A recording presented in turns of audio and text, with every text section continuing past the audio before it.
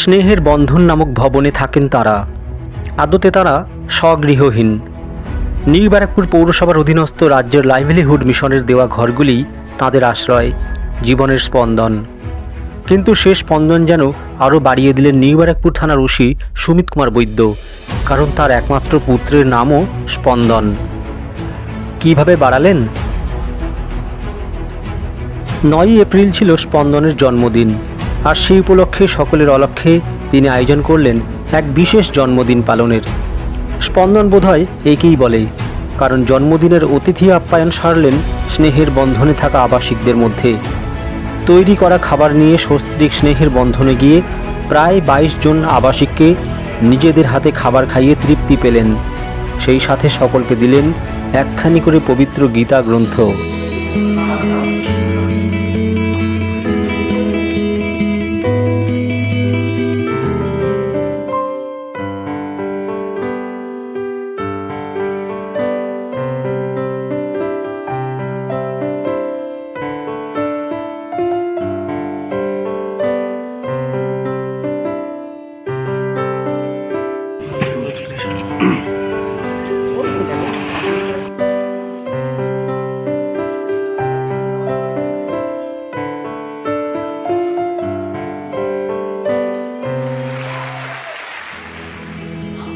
যে বাবা মায়েরা বিভিন্ন কারণে গৃহচ্যুত, তাদের সকলেই পুত্র সম সুমিত কুমার বৈদ্য ও নাতি সম স্পন্দনকে আশীর্বাদ করলেন, স্নেহের বন্ধনে জড়িয়ে দিলেন।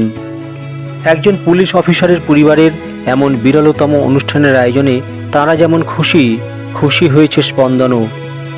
আর বড়বাবু সুমিত কুমার বৈদ্যের একটাই প্রার্থনা, আশীর্বাদ করুন স্পন্দন যেন মানুষের মতো মানুষ হতে পারে।